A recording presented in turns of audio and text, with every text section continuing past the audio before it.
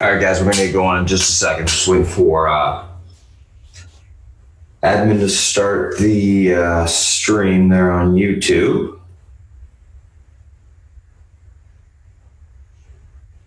And I'll pass it over to Beth after I do a little introduction.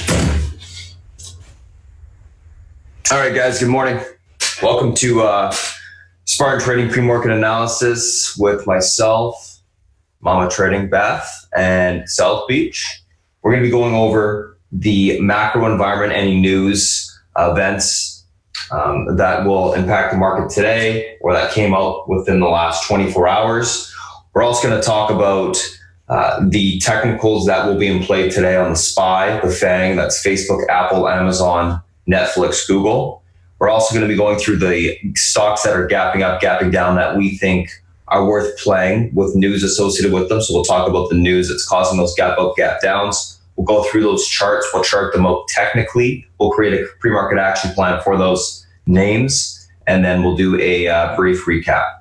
So Beth's going to start us off going through some of the macro environment, news, events, commodities, lately going over the FANG. Once she's done, I'll come back on, going over the individual names. We'll chart everything out technically on the FANG as well as those individuals.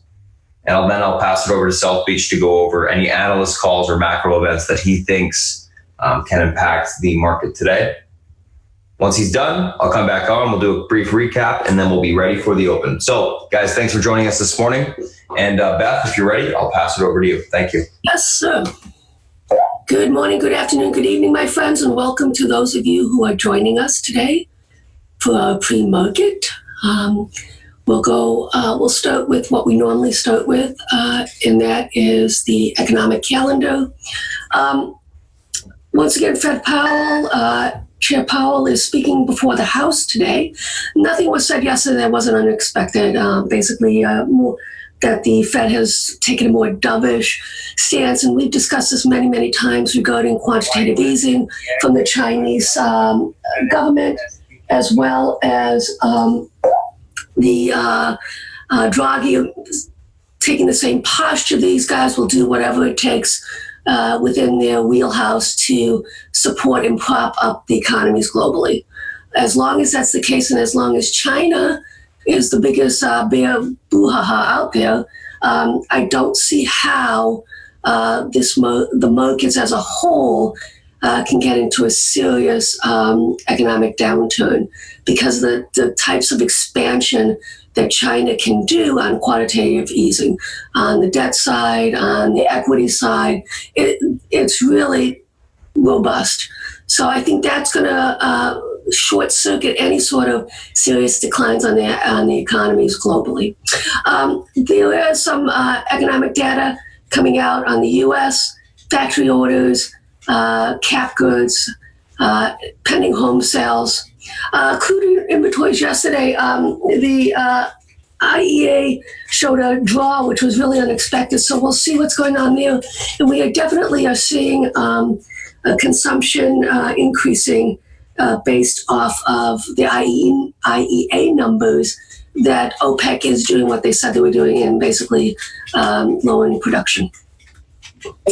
Tonight we do have the Chinese management PMI, so that's something we have to look at, even though it's going to be, you have to take it with a grain of salt because it's manipulated. Still, if they show a forecast, if they come out with less than what was forecast, obviously we know things are a lot worse. So that is something that we do have to keep an eye on. In terms of India, Pakistan, the Kashmir battle continues. This is something been going on for decades, guys, almost 100 years now. It's been since the 1940s. So this is not new. Is it relevant to us? Not really. But it is something that, from a historical point of view, if you want to look at some of the research on it, it is fascinating between these two countries, the line in the sand and how they are constantly going at each other. We also have Cohen testifying publicly today. I'll be honest with you, this is more like something for the tattler. It's just salacious. I don't see how it can effectively impact the market. I think it's just you want to take a shower after this guy talks, to be honest with you. But then again, his association to the president is disconcerting, but not much we can talk about on that. And I'm not really going to address it because I just don't see it as an issue. Let's look at the Shanghai. A little bit of a disconcerting on the weekly, guys. This is, we have to keep an eye on this, whether this candle turns red. If it does, then we'll have a topping tail there. We have to also make sure it doesn't fall back down inside the trend lines that is broken. We're seeing this across the board, guys. No significant damage has been done right now to any of the indices. And the more that we hear, talking heads, and I tweeted about this, as long as it keeps saying that we have a top in place, I think what's going to happen is, and I've discussed this with Spartan intraday, is that we're going to start to see sideways consolidation for the next leg up. And that's kind of what we're seeing right now. It's holding up extremely well, most all the markets. So that's not something that I see anytime soon changing. Let's look at the SPY. We've discussed this in terms of this is a key intermediate cycle low, ICL, guys, multi-year, so that's going to be very powerful. These ICLs take out the previous highs, okay, within a matter of months. And we're seeing that clearly. This one is a little bit more robust. This basically was a cycle high, cycle low, and now this would be more of a daily cycle high that we would look to sideways consolidate for the next move up. But it will take out, if this is indeed a multi-year ICL, it will take out the highs and rather quickly. Right? So as you can see, it started here, and within, it took 1, 2, 3, 4, 5th month. Okay, this has really been absolutely positively breathtaking in terms of the speed, but irregardless, that's what we're looking at. Okay, let's take a look at our daily sentiment report. Wonderful, wonderful website. Well worth anybody who is geeky and wonky and wants to look at all kinds of different reports. These are the guys to go to. Oftentimes quoted. Definitely worth subscribing. They're not that expensive. Once again, there's a divergence here, guys, regarding dumb money, smart money. Okay, the blue is the smart money. Okay, look at how it's going up at the same time, which would be bearish for the market, at the same time that the dumb money is going up. So this is a divergence we really have to keep an eye on. And I've stated before, normally before the market gets a top, okay, we normally it gets into the 30% level. So this is a divergence that we're looking at to see how that plays out. And that would tend to support talking heads and a lot of these, hedge fund managers and stuff like that, not thinking that the market can take out these levels and go to all-time highs. And this will be the squeeze that will allow us to move higher. We see that in the VXX. We see it in the put call ratio. So everybody's, the smart money's putting hedges on. The dumb money is saying, no, we're going to go higher. Neutral, nothing really. They got gold's a little bit extended. Everything else is fairly neutral. There is, however, a situation brewing, which is another red flag. Yesterday, I started to talk about red flags and failures. So yesterday, the IWM was a red flag because it started to sell off. It has been leading this rally higher in the past, few weeks. Also, the VIX was showing a red flag. This is another red flag, guys. Okay, it has to do with Boeing, but whenever these industrials lead the S&P 500, okay, it's not bullish; it's bearish. Granted, guys, the stats are pretty low. 36% probability, 43%, but it is a negative that we have to address. Okay, this goes back to 1928. Irregardless, it's still bullish, and everything we've seen, guys, is bullish 6 months to a year out. There's no doubt about it. And the vast majority of what we're seeing is just such a powerful rally that I think it's caught so many people by surprise.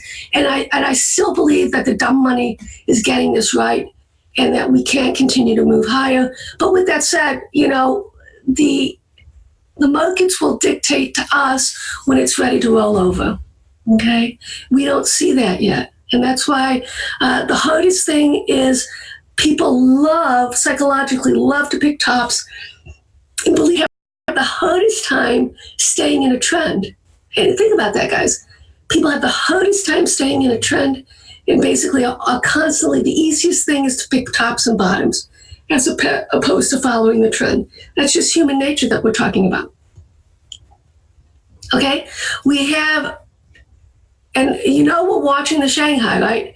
And the ASHR, that's another one that has been scanning, okay, guys, that I've been watching, and I am nibbling on in terms of a swing. This ASHR, it is an ETF that, has great holdings that I want to be in, okay?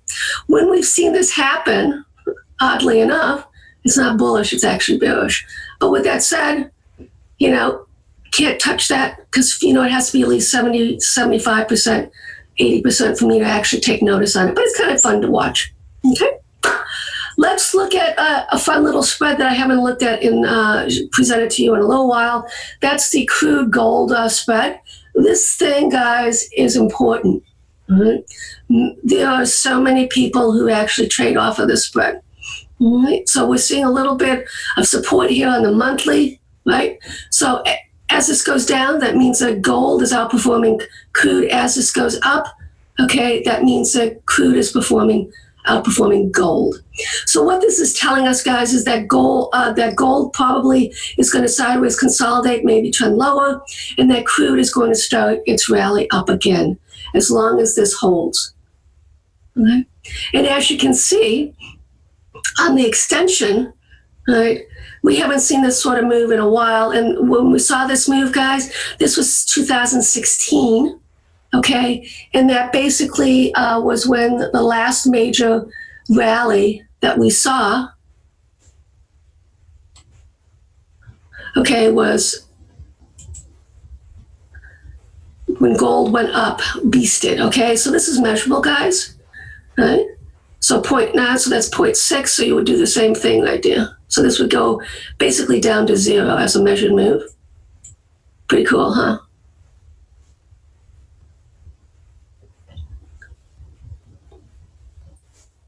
On a measured move, from this move to this move, you would expect that if this breaks down, we'll see a measured move down to here, this being equal, and that would be really super cool. That would mean that gold is beasting, which is what we're anticipating. Mm-hmm. Here's the S&P monthly, we discussed that. Let's go to our commodity, US dollars.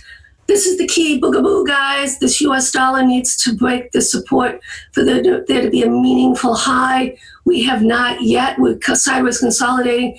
And with that said, that would also allow on the commodity side it to break out. We know that for the vast majority of these commodity ETFs, oil is the largest percentage. All parts of oil, heating oil, crude, everything basically is the largest percentage in the vast majorities of these COB, of the commodity indices, guys, the ETFs. But Thomson Reuters, this CRB has been around as long as I've been older than dirt, so let's see what happens with that. Let's take a look at natural gas. Woefully disappointed in it yesterday, but that's what it does. It did not confirm the breakout, fell back in. Just not a happy camp on that one. I do want to discuss something with you because it's also a potential red flag, and it's worth you guys researching as well. The Dow theory, and it's pretty simplistic. And yes, there is a Mr. Dow, and there was a Mr. Jones, and that created the Dow Jones indices. Okay, so this goes back, like I said, since the beginning of the Dow, which is, back over 100 plus years. Okay. Irregardless, the theory basically says that there's certain components with it, 6 main components, but the one that we're interested in is this number 4. Indices must confirm each other. We are seeing a divergence right now in the Dow Industrials versus the Dow Index itself. So that's something that we do have to keep an eye on. Well worth you guys taking a look at. It's kind of fun, old school, but a lot of people do look at this as one of the primary components, okay, in terms of breakout. continuation on the upside and on the downside. So with that said, we're going to have a little bit of fun here. We're going to look at the Dow Jones. This is the transports. Look at where we are in that regard, guys. And now let's look at where we are in terms of the actual component itself. Dow Jones. I believe it's indices. Yeah. So this is the transports, Dow transports, right?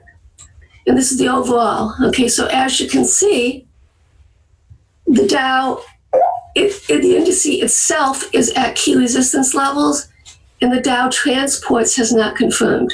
So that is a big red flag, guys. So we also have to be aware of old school kind of stuff. So once again, the theme is failure to take out the highs, or failure to hold where it needs to hold. With that said, let's have some fun. Let's look at our futures, guys, on the crude side, gold side first. As you can see on the weekly, there's nothing here that says that this was an interesting, top. Okay, we'll see whether it can hold up the key support levels. I would not be upset once again, guys, if gold came back to this double bottom here that we had on the weekly in February. But that is the line in the sand. If it takes that out, then we're going to have a much more meaningful retracement. That's when you would put your fibs on to see what we would look for. Don't forget, we're looking for a shallow retracement, so that would be 23.6. And ironically, this is when these fibs, guys, line up with important chart setups. This is a very powerful fib, okay? It also lines up 38.2 right here. So 23.6, 38.2. So first line of the sand, second line of the sand. With these strong uptrends, guys, you look for shallow retracements. That'd be 23.6 and 38.2%. Let's look at crude. With what we saw with the setup in the crude gold setup, you would anticipate, okay, that this double top on the weekly will be taken out. Crude tends to it moves, sideways consolidates. This is holding up still above the 21. It is sideways consolidating. Let's see if it can consolidate and start to break up. Lots of resistance here, guys, to the upside. Still looking for this move up to the 61.8, 63.70 is what I'm still looking for on that. Let's look at natural gas on the futures side. Like I say, disappointed, but natural gas, she's not out yet, but let's see what happens. It should not have done what it did yesterday, but it did. So that's why we have stops in the market, guys. Let's look at some ETFs on the energy side. All right, so let's look at the XLE, where we are in this. Okay, sideways consolidating, obviously. Okay, I still think that we're going to break higher. And this one, 68, within, I'd say, 1 to 2 months. Okay, that's what I'm looking for on this. The reason being is the refiners, this is a setup both on the gold side and on the oil side, where the miners / refiners, the valuations are still very cheap. So that's why when gold really screams, okay, your best bang for your buck is in individual miners or in, let's say, JNUG, a juiced up ETF. Okay, that's when you make hundreds of percent. The same thing occurs also on the crude side. Okay? I'm not saying that you can make hundreds of percent. Obviously, gold is a different situation than on the oil side, but irregardless, that's kind of what you think of. You want to look at individual refiners, or what you have to do is out of the money cheap option calls, and that's when you can make a lot of money too. And that's just how it works, guys. GDX, same thing with gold. Multi-year consolidation has not broken out. Once we do break out, guys, okay, we're anticipating a move similar to what we are going to see, what we saw in 2016. This is a measured move, 12.4 up to 31. So you're talking approximately $19 on the breakout. You could look at it here, up to 36 off of this low. and or it could be off of the breakout as well, but I would prefer going off of this low, guys, as a meaningful low. You add that, so you're talking in the mid-30s on this move higher. All right. Eventually, it's going to go even farther than that. You'd have to look at the monthlies, guys. So this was the 2016 rally. This is the 2008 rally. And this is the one that I minimally this, but ideally this. This is what we're looking for. And when this happens, guys, as you can see, gold did rally with the market as well. Okay. Let's look at on the future side, the S&P. This is the monthly, sideways consolidating. You know what the drill is here. Okay. Key resistance levels that we are in the S&P. 78.6, okay. Resistance, previous tops. This is why we are consolidating where we're consolidating, guys. And that's going to continue. I did ask Spartan yesterday, did he feel that the move down that we saw yesterday, last couple of days, was enough, okay, for the market to reclaim and start to push higher? He said yes, it did feel, but irregardless, I'm going to defer to him on the micro side. I'm going to just continue to look at, and this is what I do, is look at the weekly, monthly, just to give you the ideas of what I'm thinking about with this. I continue to think that this move higher can eventually break out and take out all-time highs. And the reason why I think that, guys, is that the chart setups are just so spectacularly robust. There are so many individual stocks that look so beautiful off the bottom. And as long as that continues, I still think that that's going to happen. And I think that's going to continue. Nasdaq, where we are, same sort of scenario, guys. It did break above, now it's back below. Keep an eye on it, okay? I mean, we don't forget with these weekly, the way in which we've moved higher, this is a fairly steeper incline than what we would normally be used to. But this is kind of like the price action, guys, that we were used to more in 2017, the BTFD, by the fucking dip, okay? Everybody thinks you've topped, sideways consolidate, next leg up. There's nothing that has told us yet that this market's going to break down. And when it does, Spartan is going to let us know, based off of what he sees on the charts, whether we're going to get a more meaningful retracement. And then we know what to do. We can play upside or downside. Doesn't matter in this room. We've got so many people skilled on all levels that it really doesn't have an impact for us.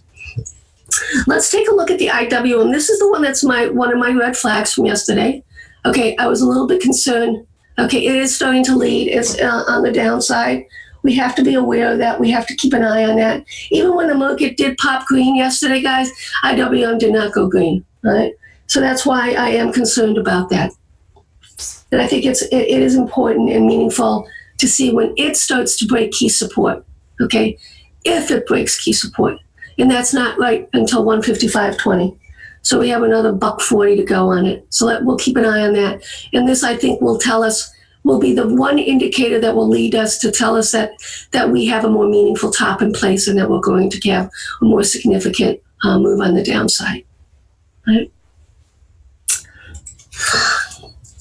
Let's look at some of the ETFs. Financials, XLF. Holding up this beautiful uptrend line. It also looks like it's topping, so we have to be aware of that. I wouldn't be upset, guys, if the financials do sideways consolidate, move a little bit lower. And that's more of an interest rate, and I'm going to defer to South Beach on that because that's more in his wheelhouse, his specialty in terms of banks, what he's seeing. But I'm just looking at the ETF as a whole, still holding the uptrend line, still holding the 61.8% fib. So you see the pattern here, guys. Holding the key support.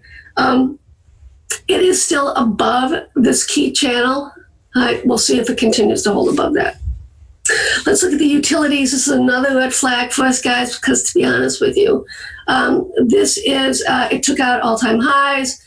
Still steaming forward. Oh, not quite. Sorry, I apologize. Was it an all-time high? Yeah, it was an all-time high. Well, let's see, 57.18. And yeah, 57.23 was an all-time high. The reason why I'm concerned about this is because this is an interest rate play, right? Yield. So when you're looking at the utilities like this, okay, it's all about the yield, which in many ways is bullish, okay, but it's not an indicator you want leading on a rally for the market as a whole. Mm-hmm. Just saying. Let's look at the consumer staples. This has been fascinating in the sense that double top guys struggling to take out last week's high. That's not what I would call bullish. I have already put in my fibs for a move down to see what happens. Lots of consolidation. This is where I anticipate it moving to. Okay. It did not take out the downtrend line either. So lots to be a little bit concerned about on that one. So another red flag. So let's see as we continue here. So we have multiple red flags. Same thing on the transport here, double top. Will it hold? Do not know, but stay tuned. It has two key supports this week, basically at the 188.64. And it was holding above the 78.6% fib. Now let's talk about the fibs, guys, quickly. For me, the 78.6 is the one that needs to be taken out, bleached, okay, for the previous trend to be nullified. Okay, it took out this, okay, trend, this fib. Okay, now we extend it to this fib. So that would be 209.43. And this is exactly how you like to look at 209.43. Okay, so now you can see on this larger move, we have to hold the 61.8. We haven't taken it out, and it coincides very nicely with this key high. On the FANG, we'll quickly go through that. Spartan goes through it on the micro daily. As you can see, Facebook holding up the uptrend line, not a problem. Okay, and Apple sideways consolidating, still has not broken out, one of the weakest of the FANG, but it is trying mightily, but it has not. Okay, double top in place on the weekly, got to be aware of that. So lots of small little red flags coming up. Amazon, same thing. It is not taking out sideways consolidation. All I can tell you guys is that when Amazon does this for 1, 2, 3, 4, 5, 6, 8 weeks, we're going to have a large move on it. What do I mean by a large move? We're talking hundreds of points on it, guys. Either on the downside, on the upside. My bias is to the upside because I'm bullish on the market. But hey, we'll just let the charts dictate to us what's going to happen with it. Netflix has been the strongest of the FANG so far. This is the first week that, and I even mentioned this, that Netflix looked slowing down, okay, not doing what it needs to do, beasting higher. It's definitely getting sluggish up here, and it's also at a key resistance level. What do we have to look at? The uptrend line here. Okay, Spartan will shout it out on the daily. That's what it looks like on the weekly. Google, and then I shall be done. Google, what can I, just same sideways consolidation. I have no clue which way Google's going to break out. All I know is that it is holding up this uptrend line. If it starts to break down, okay, then I'm basically going to look for it to reclaim and start going down, and we'll start looking at downward channels that it can get to.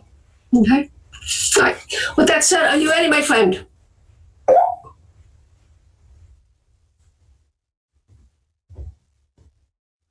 Yes, I am. Thanks, Beth. Okay. All right, guys. Cheers and welcome once again. Let me just pop up the screen share here, guys. 1 second. So, guys, welcome. And thank you, Beth, for the covering everything there. Let's take a look at kind of what we got going on this morning. This is the Discord link that you guys will not see today, obviously, but this is basically what we look at every single morning. So this morning, this is the news associated with the gap up, gap down stocks that I'm looking at. TNDM, GVO, PANW, SE, BBY, and WTW. So looking at TNDM today, earnings beat, guidance up. And then I'll be going to kind of detail here if you guys do want to read the, what the EPS is, why it's guiding up, etc. I'll briefly touch upon a couple of them, but basically earnings beat, guidance up. One of the big key things for these guys was 71.3% revenue growth year over year. Company expects that should be 2019, sorry.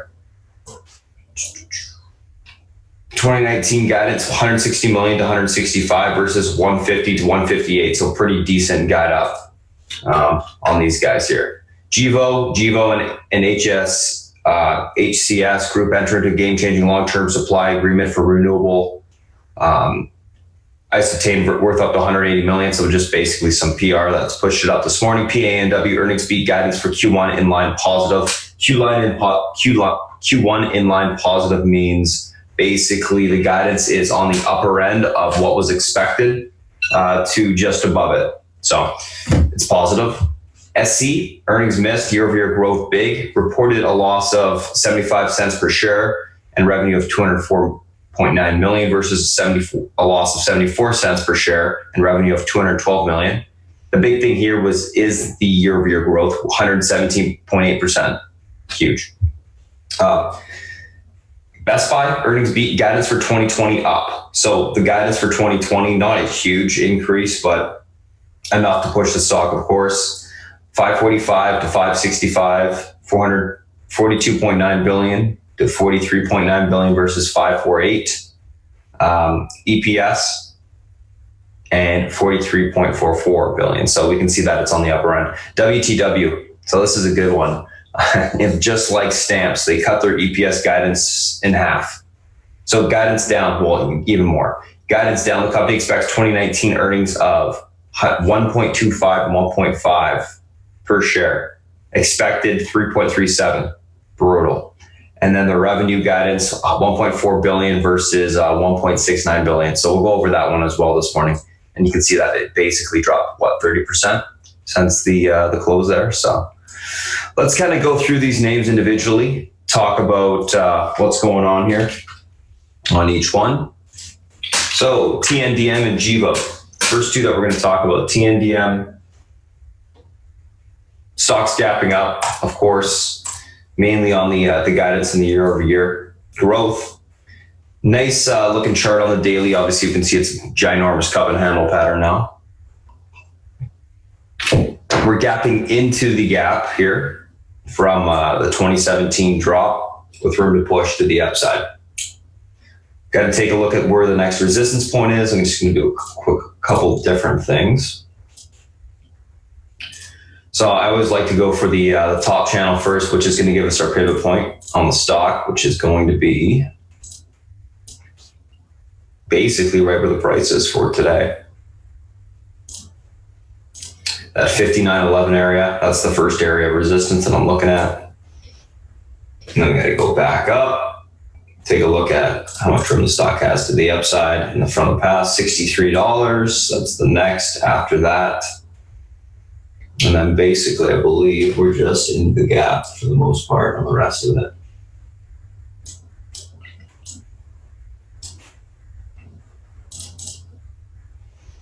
Yep. I'm going to do one little thing, Fibonacci extension, just to see if there's any other support levels I would rather use. Yes, 55.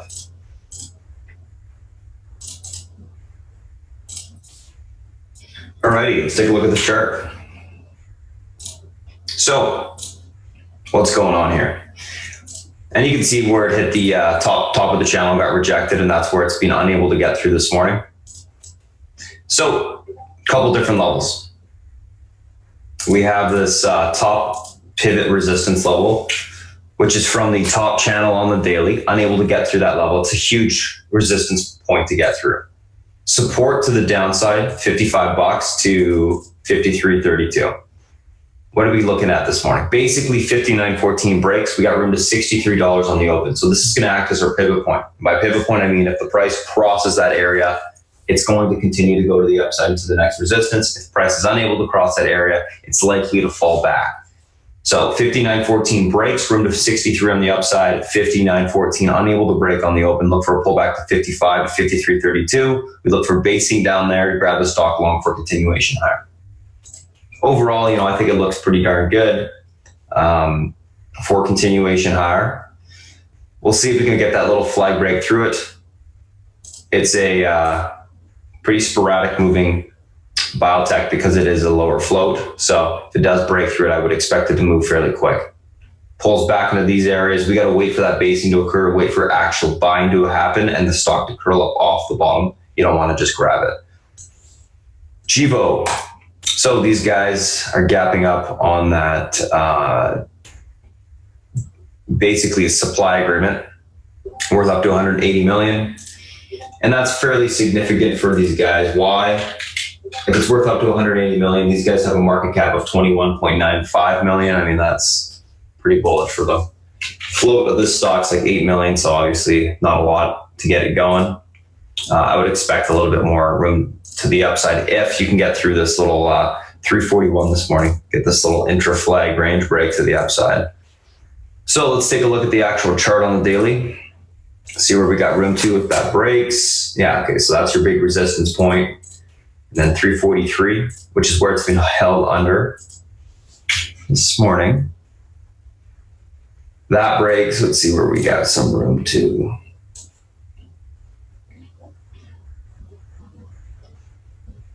It's basically into the 398 spot, and then you're looking at the recent highs of the 425s through that mark, and so on and so forth. There's quite a bit of resistance that's going to be coming up in the fours if it is able to get through that 343 area this morning.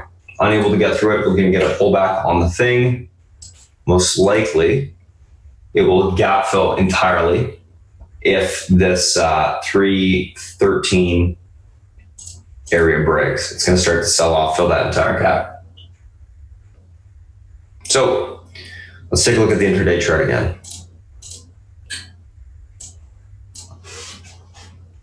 If the stock fails to get through this 343 this morning within the first 15, 20 minutes, it's going to fail. 313 will most likely break, and then it will start to fill the gap. On the gap fill on the way down, 284 is your next support, and then obviously that entire gap will be filled or close to it. I would say, 260s, 255s, whatever. You just have to stay patient if you get short that thing. Let's take a look at the next two. So PANW and SE. I'm just going to take a screenshot of these because I do post the screenshots for everybody. And then I write the action plan for them once that's done later on. Let's take a screenshot of these two. TNDM and Giro done.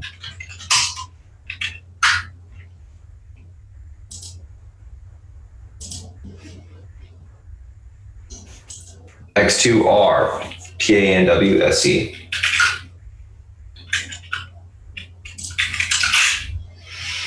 So, in short, PANW earnings beat guidance Q1 inline positive. SE earnings miss year-over-year growth big. This was the 117% growth. So PANW, let's take a look at the chart. Obviously, nice push into earnings, all-time highs. Nice chart. Where does it got room to? Let's take a look. Fibonacci extension tool. It's got some room to the upside for continuation. Support 252. Let's go to the intraday chart. Here's your support, which is pretty cool because that's where the 50 EMA is right there. That's your resistance this morning. It's 263. And then once that breaks, you're going to have room to 270s. So this thing has a lot of room to the upside if it can get through that level. All-time high stocks typically like to run. If you guys remember TTD last week was the same concept. It broke out, it had about 25 points to its top Fibonacci resistance and actually went into it that day, and then it stopped. So what are we looking for on PANW? PANW breaks 263 this morning. Look for continuation towards 270s. Does it get there? Don't know, but I think it's going to continue to pop and push. 263 is unable to break this morning. Look for a pullback towards the 252.26 area. We can look for basing at this point, grab the stock long. If that area is unable to hold, we're going to start to fill the gap towards that 240 level. Stock was very bought up into earnings, but good beat. Earnings are decent, and it is pushing to the upside so far. So I don't see any profit taking just yet. I would love to see this thing pop, maybe play a quick pop in the morning and then look for that topping, short it back down, just because the amount of room to the downside is, the risk reward is a little bit better, but we'll have to play the trend, see how it reacts. SC. So these guys, all-time highs, or not all-time highs, yearly highs, sorry. Yearly highs, let's take a look at kind of where this thing has room to. Do a little bit of a retrace with the fib.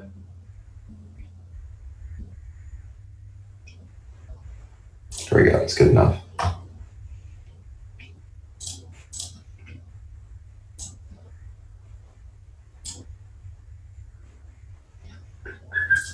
So it's got some room to push today, looks like. 152.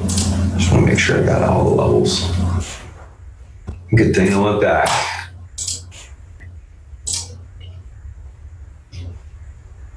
$19.50.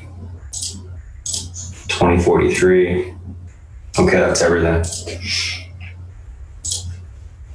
So, a couple different levels this morning. If the stock's able to hold $18.02, we should see continuation this morning towards 1950. That breaks 2043, next area of resistance on the upside. Unable to hold 1802, look for a pullback to 1720, basing along that area in the 50 EMA. We can take the stock long for continuation higher. 1950 is your next resistance point above this area. I think it looks good. They've been, buying calls robustly for for a long time. We'll see whether or not it holds up and is able to push.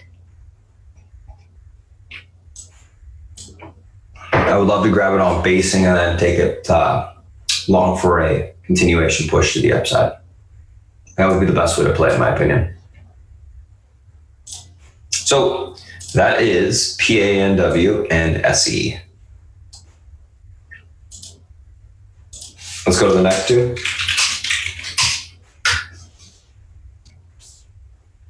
Which are BBY, Best Buy, and WTW, which I think is going to be a fun one today.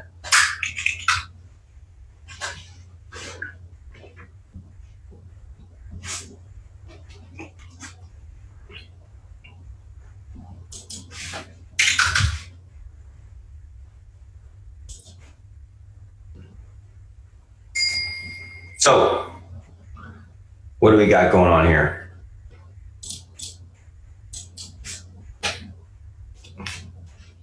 For Best Buy, earnings beat guidance for 2020 up. That's why it's pushed up so much. Nice looking chart. Obviously into this little bit of a gap.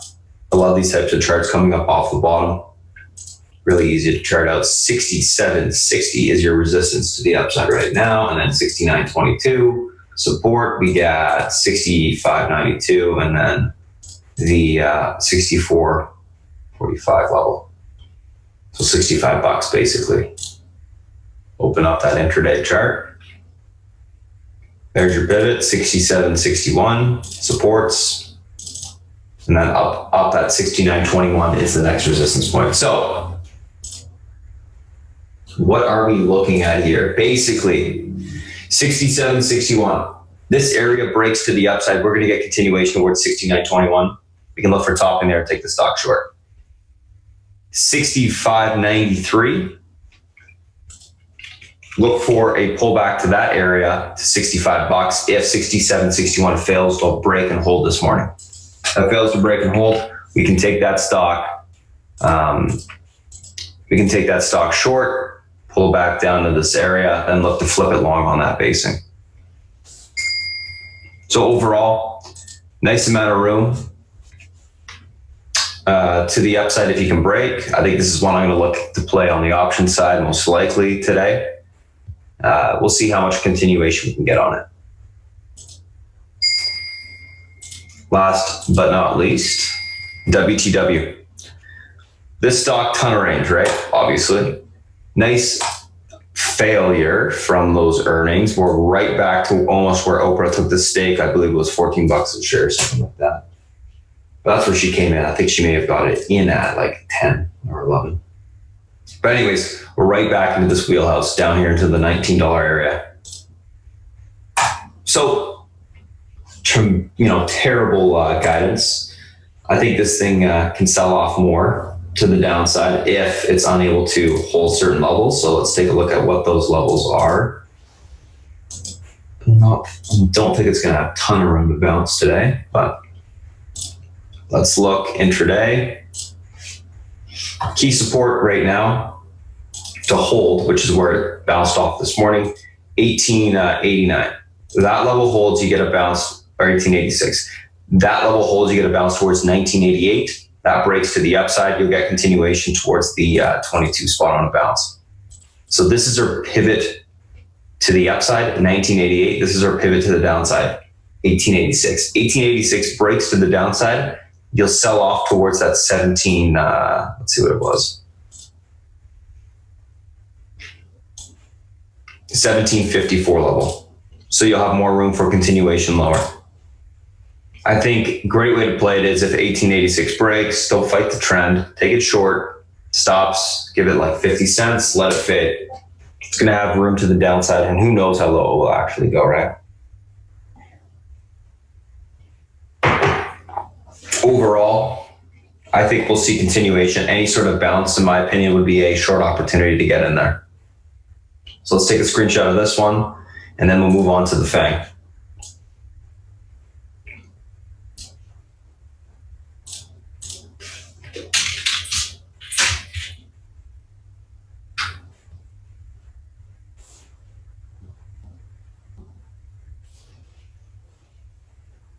So, SPY and the FANG. Let's look at the SPY here. What do we see? So SPY basically yesterday has pulled through the little uptrend channel we've been trading within into the bottom of that key range support that we need to hold. 278.30 is the level that I'm talking about. 278.30 is what is going to be the key for today. If that level breaks, the market will sell off towards 277. If it holds up, we should see a retest of 279.34 to the upside, and then a retest of this short-term downtrend. Let me draw it for you.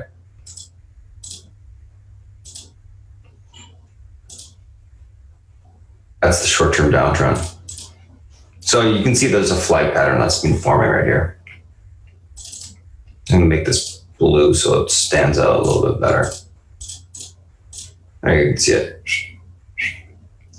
So we're in a little bit of a wedge to the upside. Market overall, let's take a look at it on the daily real quick. Has held EMA support. We're still holding trend support in the longer term. I think this is a flag forming for the next leg up. I don't think you go through, when we didn't, and rarely see it go through massive resistance levels like this on the daily, on the first test. It just doesn't happen on the market. You always need some sort of consolidation on a pullback, typically, and then a flag break or a breakout back through that level, retest it, then we can see if we can hold it. So that's what I'm looking for on the SPY today. We'll see what happens on the open. I think overall, we can hold up, but I'm going to be fairly cautious. I'm not going to be playing the market in general. I'll be focusing more on the individual names because I think it's easier money. They're more linear.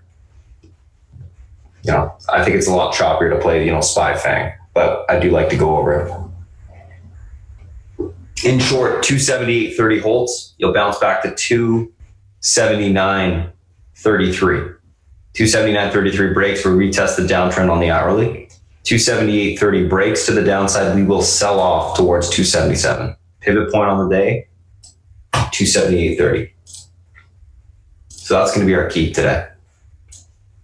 Watch the VXXB to give you a hint whether or not that support's going to hold every single time we test it. We want to be watching the VIX, something VIX related. VXXB is my favorite. You can watch the VIX itself, whatever. Let's go through Amazon, and then we'll go through Apple, Netflix, Facebook, Google, etc. Amazon, what's going on here? Basically, very big wedge tightening on the daily. You can see that uptrend, downtrend. stock keeps trying to break out one way or the other and failing. Fail. Very tight consolidation pattern. It's going to break hard one way or the other. Not sure what way it's going to break. It's kind of hard to say. I do know this. You have room to the downside to 1615 today. If it's unable to hold 1632 does break to the upside, room to 1647. Range has been fairly tight that it's been trading within. We'll see what way it breaks. Not sure right now. Don't really have that good of an indication. Just be patient on Amazon. I don't think getting in there trading it out the gate is going to be easy. It's pretty much a coin toss. That 1632 area is going to act as your pivot support level. Probably wait like 30 minutes for it to set up and then look to take it if you do want to trade that Amazon. So in short, 1632 breaks to the upside, room to 1647, and then we can see if that can push. 1632 unable to break, room to 1615 on the downside.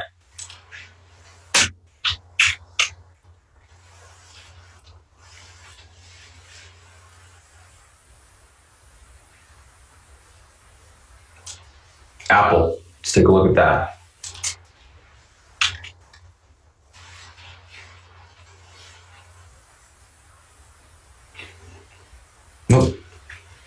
So Apple basically, and you can see this little bit of a same like the market, very similar. Let me get rid of this. We got this downtrend on the daily that has formed, or on the hourly that has formed in the short term, and you got this little flag pattern. Basically, Apple needs to break this 174.50 mark to the upside. If it does, we'll push to 175.50 and then get that continuation we're looking for. 174.50 does not break, look for a pullback towards 172.80 to 172.30 support, basing along that area. Overall, when you look at the daily on Apple, I think it looks fantastic. It's just grinding to the upside. It's trying to get that breakout. We got a little bit of a double top, a little bit of a flag forming to try to retest it. So I'll be looking for a retest of that 174.50. If it can break to the upside, we can see that continuation. If not, then obviously Apple's going to be unable to push to the upside. I think it will just grind within this range of 174.50 to 172.80. Basically, not a lot of range to play. But that's what we got going on Apple today. Let's look through Netflix after this.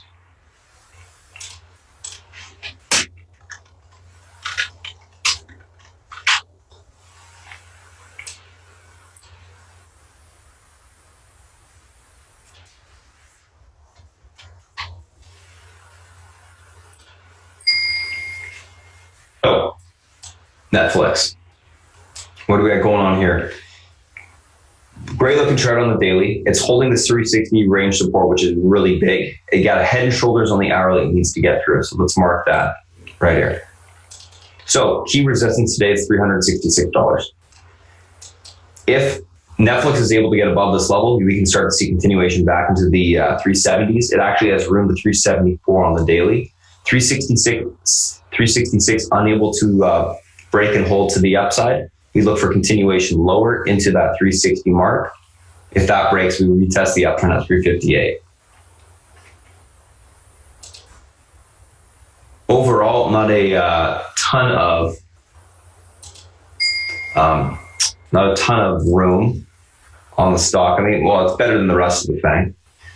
But 366 breaks to the upside, we can push. 366 unable to break to the upside, we'll sell off to 360, and then we can look for basing down there to take the stock well. And that's basically it on Amazon or Apple or Netflix, sorry. Fairly simple looking chart for the day.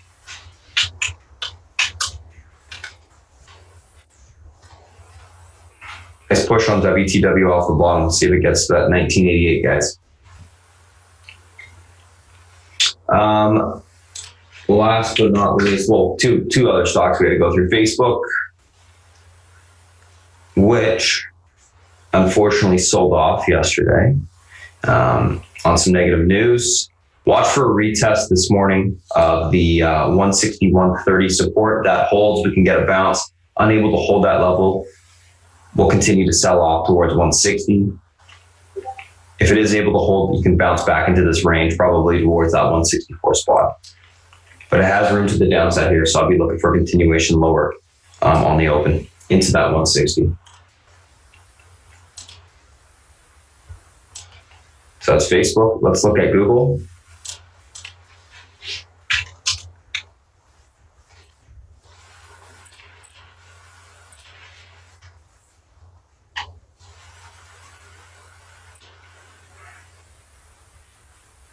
Google, fairly choppy chart. Basically, this is how it works.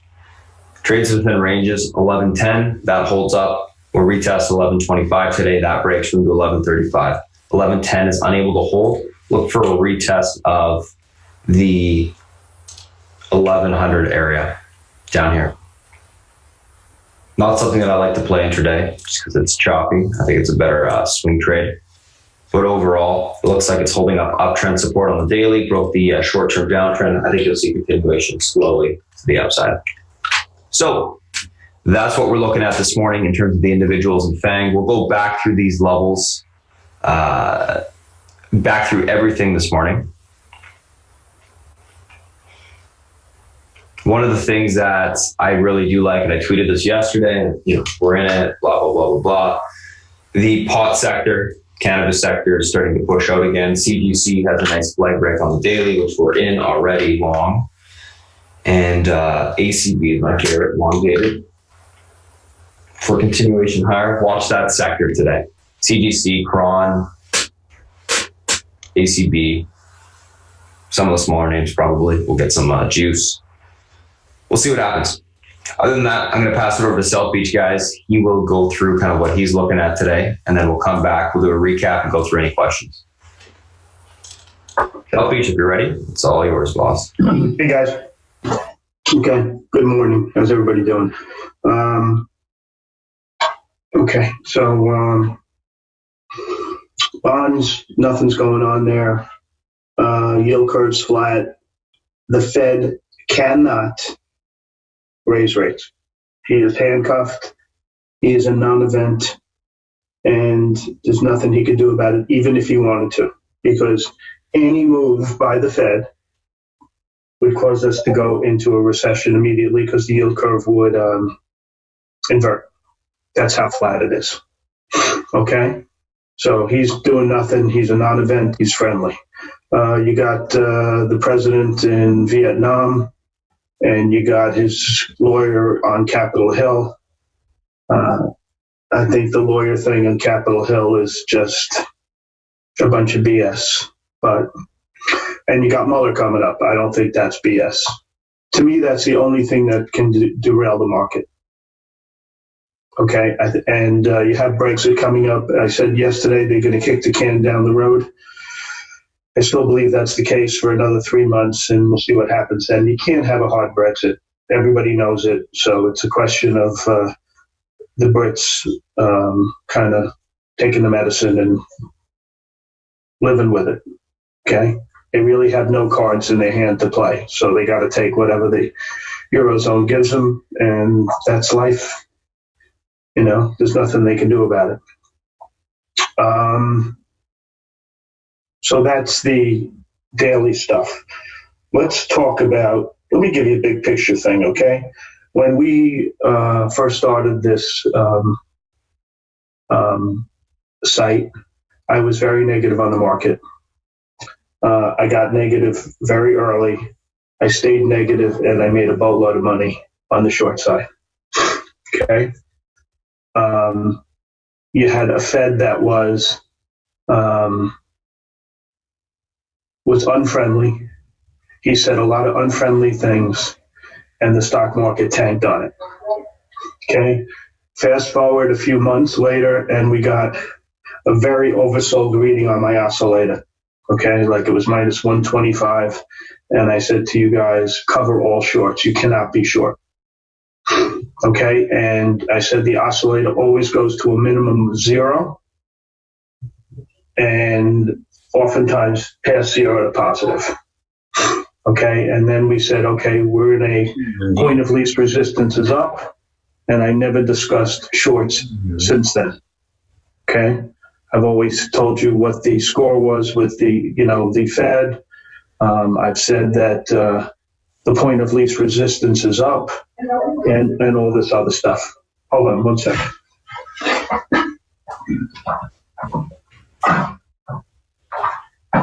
Okay, so the most important thing for stocks, the most important thing is interest rates and the yield curve. That's it. Everything else is kind of individually associated with the individual stocks. But for the big picture, whether to invest and put your foot on the gas or hit the brakes is really contingent on interest rates. That's it. Okay? And if you go back and you listen to Buffett's 3 hours on CNBC, he said the same exact thing. Okay? It's interest rates. You have a friendly Fed. Okay? As long as the Fed is friendly, the point of least resistance is up and the bear case is off the table. Okay? And what I think happened in this particular case was that the change in direction from a new Fed governor from being hawkish to dovish was so fast that it didn't give funds a chance to get back in.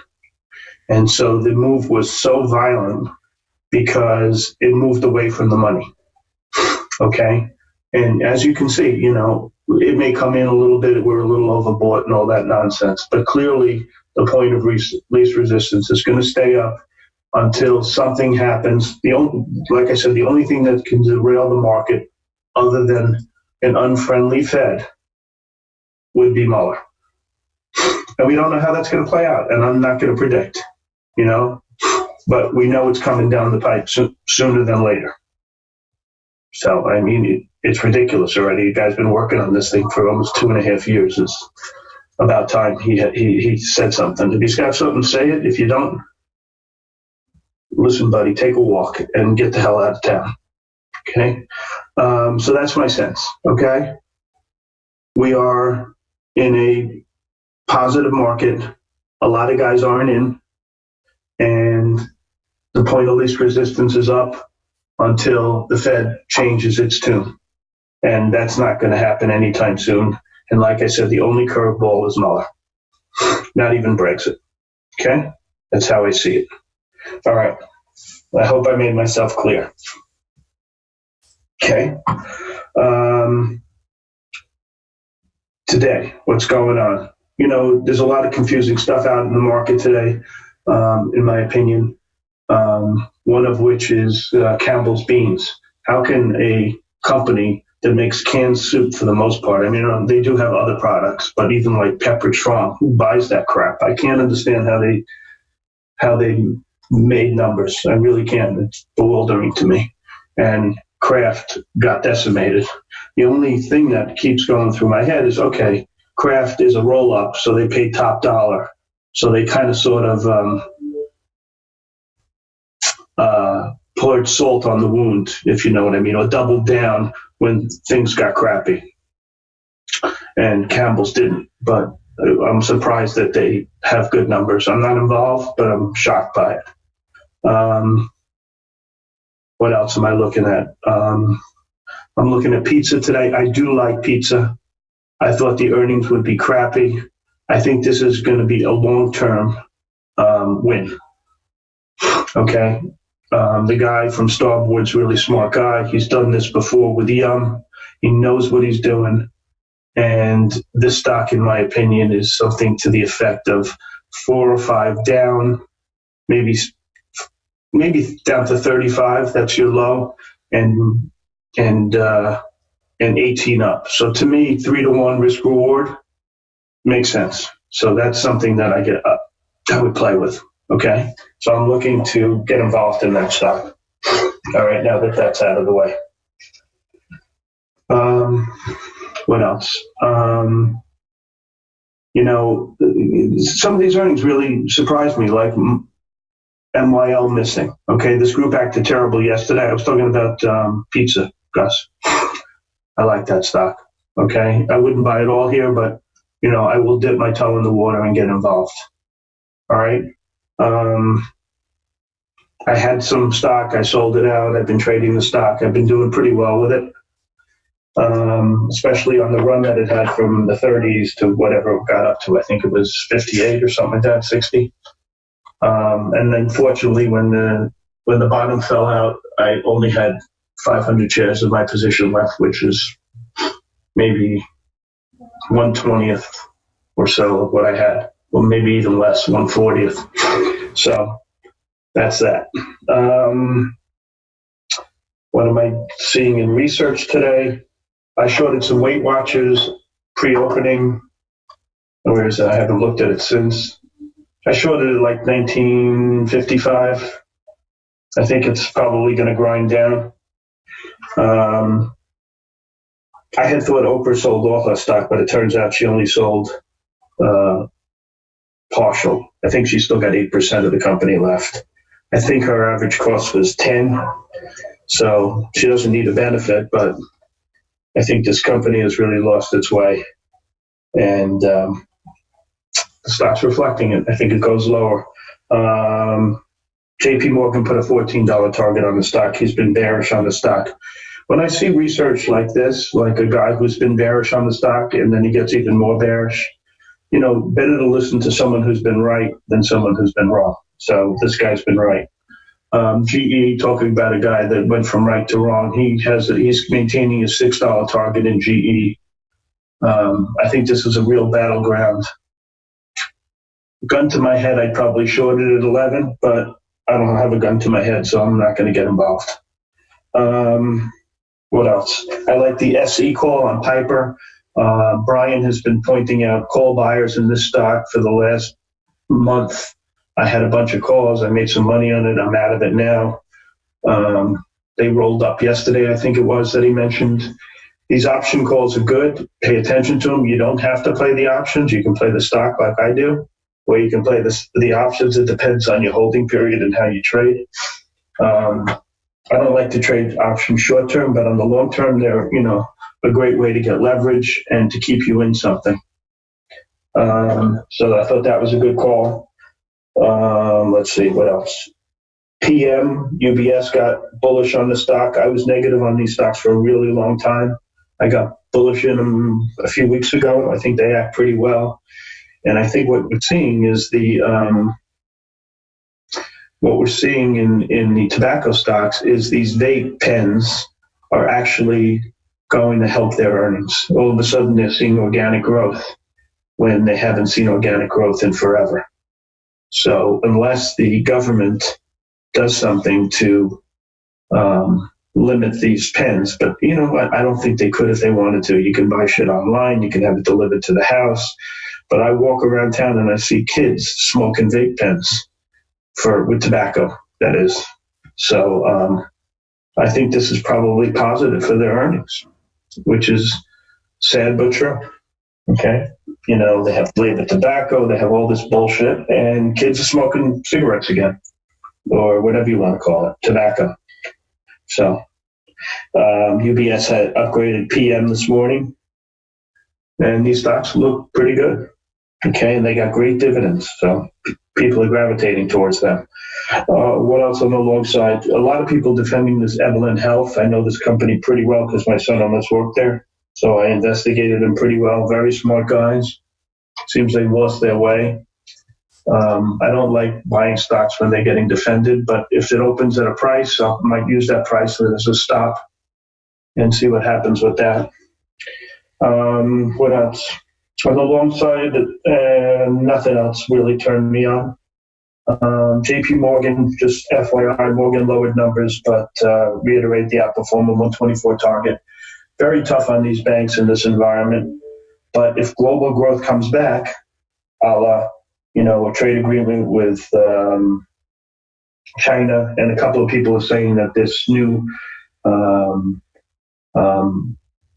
agenda by the Chinese government to spur growth is working. If that's the case, then some of these stocks are going to be in better shape. The yield curve will will be less flat. That would be good for banks. So that's what I'm looking for. And, you may get an interest rate raise, which wouldn't be bad if we have growth. So keep that in mind. I mean, if you have growth and the raises a little bit, it's not so bad. So we'll see. That's a long way out. On the short side, what did I like? I like the WCW. I told you about the GE. Home Depot was downgraded by Telsey. She's a good retail analyst. I like her a lot. She's smart. She does her work. And CB was a downgrade out of First Credit Suisse. I like that. Position-wise, I have DNR.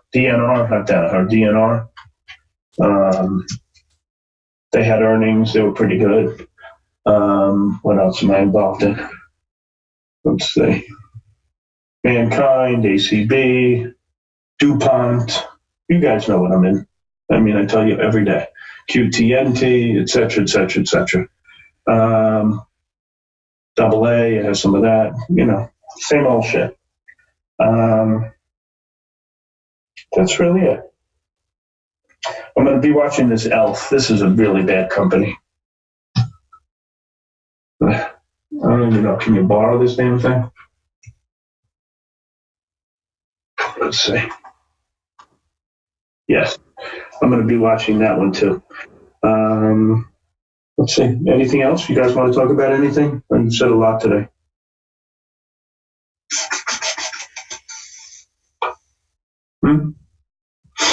He's trying to take this market down and can't. Like I said, unless Mueller comes, that's the only thing that could set. NEO? I think NEO acts great. Really do. Look, they were humping this stock for weeks and they couldn't get it going, right? And finally, it's broken out, right? So the point of least resistance here is up. That's how I see it, right? I mean, GE, I went over GE, but let me give it to you in a nutshell again. Steve Tusa, who was the first guy to put the kibosh on GE, and I owe him a large, vote of gratitude because he got me involved in the stock really early, and I had a score in it. He's reiterating his $6 target, but it seems to me that the company is in really good hands with the current CEO. And so I said a gun to my head, I would probably short the stock, but since there is no gun to my head, I think it's dead money. It's going to trade between 10.5 and 11.25. And no one's that good that they can trade a stock that has that smaller range and make money. So I really don't, I'm not even looking at it anymore. It's just too small a range for me to play. I mean, if I'm right, I got to be perfect to make money, and I'm not perfect.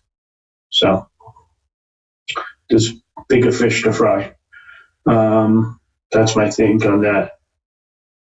Danaher, can you go over that? Beth, what did they do? Did they do how much did they raise? Let's see if I can look it up here. They did a split thing. They did a meeting without it was yesterday. They announced it. They just came out with the pricing today. Oh, here. Oh, it came today at 11 million. Exactly. And they did a convertible also. They did they had two different tranches. Okay, great. So they did stock. I like the stock a lot. I agree. That was what we were waiting for. That's what South Beach was waiting for. So right. Now we have a green light on it, guys. Hello. This is of all the cyclical companies. This is a 5-star cyclical company. I mean, you look at the long-term chart. It's owned by the Rails brothers. These guys are smart as shit. There's nothing but net with these guys. Okay, love the company. They don't make mistakes, like I did in SE by getting out of it. But generally, I don't carry stocks into earnings, so unless it's an investment. So that's how it goes. Brian, keep an eye on what they do in the options today, okay, buddy? Yep. I mean, he's been so good with this stock. You got to pay attention, Guys, I was talking to a few of you just now with DMing me. Only follow what I write following. Everything else is just for your knowledge in case you're in the stock. I always write following if I'm following it. And Right. 90% of the time, I'll follow Chinese sweeps because they know something. what did you call them? Chinese sweeps? Like Chinese names, like SE. Oh, Chinese stuff. Because the reason being is that I didn't that's know not, what you meant. that's Yeah, not, especially the smaller names like SE. The first thing I do is I look at the past log, and if they've been right 3 out of 3 times when they make these plays, I'll follow it again. Right. But some of you said you were following every trade. Do not follow everything I post, only if I write the word following. Right. You know, I gotta let everyone know what's going on with the sweeps because you're all in different positions. Okay. That was it. But Okay. We're talking about Danaher, Nancy. yeah, I'm going to be looking at that one, looking for that one this morning. My box, BOX, reports tonight.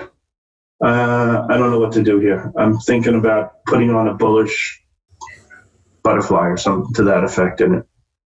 See how it goes.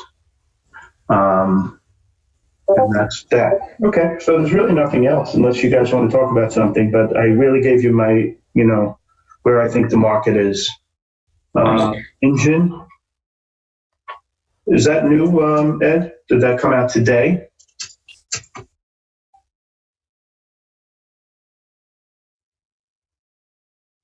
Oh, this is an old story? Right, it's an old story. He has the $45. No, fuck him, okay? Fuck both of them, Citron and Carson Block. Would I trade it from the long side? No, I wouldn't. But you know what? I don't know what to do. It's down 20 points. I mean, what am I going to do? I don't know. I don't have an opinion in it. I don't even know what they do. And I stay away from these guys. Okay? Carson Block is not bad. He does his work. I think the other guy, half the time he says he's in a stock, he's not in it. Like he said, he sold NEO yesterday. I bet dollars to donuts. He didn't have any left. Okay? Carson Block, he's a real guy. He has a $45 target. I give him credence. I think he's fine. He has a position. He keeps the position. He had good returns last year. Last year was a bad year for the market, and he's a short player. So I would hope he had good, he did well. But, at least he's putting his money up, and he's not trying to steal second with 1 foot on first. So, if Carson Block says something, I wouldn't go the other way. If Citron says something, I completely ignore. I don't care what he says. Anything else, guys? I don't know what to do with engine today, Ed. I think Spartan would be much more beneficial and help you guide through that than I could. Okay, I didn't mean to be rude or anything like that, but, I just don't know what to do with it. Spartan, you ready to roll, buddy? Yes, sir. Okay. Thank you, everybody. If you have any questions about my big picture, just PM me. Thank you. All right, thanks, South Beach, so much. Guys, we're going to do a quick recap of kind of what we talked about this morning. If you're just joining us now, pre-market tickers on watch. This was the news associated with the gap up, gap downs. TMDM, earnings beat, guidance up. GVO, they entered into an agreement, partnership agreement. PANW, earnings beat, guidance, Q1 inline positive. SC, big year-over-year growth, positive. Best Buy, 2020 guidance up. WTW, guidance down. So let's talk about kind of the action plan that I wrote up, which you can see here. And this is the SPY and the FANG charted out. So let's kind of talk about this real quick, and I'll just have this up here maybe. And actually, you know what? We'll just bring up the charts. TNDM, GVO. Let's talk about those two. TNDM, basically 59.10 break to the upside. That's your pivot point. That breaks. We got room towards the $63 area of resistance. Look for topping up there and above to take the stock short. If it's unable to get through 59.10, look for a pullback to 55 to 53.32. Grab it long on basing down there. GVO, 313, that breaks. It's not going to move up higher. It's going to fade off the entire day. 313 holds up. Look for a retest of 343. In order for it to push, that needs to break to the upside. Looking heavy, looks like it's going to sell off. Just an FYI in that regard. I don't think it's going to push up. I think it's going to be an all-day fader. PANW, 263 breaks to the upside, room to 270s. No resistance above it. That's Fibonacci extension level. Has room to push. 250, 226 is your support. If 263 does not hold, look for basing down there to take the stock long. If by chance it breaks that level of support, it's got room to sell off towards 240. I'm leaning bearish on the stock. I think there's a way better risk reward to the downside because it was bought up in earnings. We'll see what happens in that regard. SC, Stock holding up $18, has room to $19.50 on the open. I'm looking for $19.50 test. If that breaks from the $20.43, it can blow off and continue to go higher. $18 is unable to hold. You'll sell off towards $17.20. You look for basing down there to take the stock long. BBY. Best Buy. 67.61 pivot support or pivot resistance. That breaks, you got room to 69.20. 67.61 does not hold. Room is 65.93 to $65. Look for basing down there and take the stock long. I'll be looking to play options on this stock today. WTW. 1886 holds. You get a bounce towards 1988. That breaks, we can blow off towards 22. Stock's beating down like crazy. I think there's going to be some form of bounce this morning. On that bounce, I'll look for topping to short it. If there is no bounce and 1886 breaks on the open, look for a quick pullback towards 1750, 1740. Basing down there, take the stock long. Do not go long the stock unless it actually shows you and there's buying that comes in. You don't want to get stuck in that thing. I know it's beaten down. It looks like you can pick the bottom, but you're probably not going to be able to. So those are the stocks that I'm looking at this morning in terms of the individual names. We take a look at the SPY here. And when we look at the SPY, we can see that there's a big area of support. 278.30 must hold. If that holds, we get continuation higher. Back into this downtrend on the daily, 279.30 to 279.90. That is unable to hold. Look for a continuation lower to 277. So that's what I'm looking for there. What else do we got? Let's take a look at the rest of the FANGs real quick. We'll briefly talk about them. And then I'm going to have to let the everyone on YouTube go. But Apple basically rejected and holding below this downtrend on the daily. Look for a retest of the 172.80 area. If we're unable to get through 174.50 on the open, we'll see a pullback into this range support. We'll see if it holds up. Overall, I think Apple will pull back and then grind higher off of that level until it is able to break that downtrend on the hourly. Amazon stuck between the uptrend and the downtrend. 1632 pivot support resistance. That breaks to the upside. You got room to 1647, 1632 unable to break. Room towards 1616 on the downside. I would wait like 30 minutes to an hour to play Amazon because there's literally no direction. I don't have an indication what way it can go. It's sitting right in between the support resistance. Netflix, 366 resistance on the open. If that gets tested, unable to break, you pull back towards 360 support. 360 support breaks, room to 358.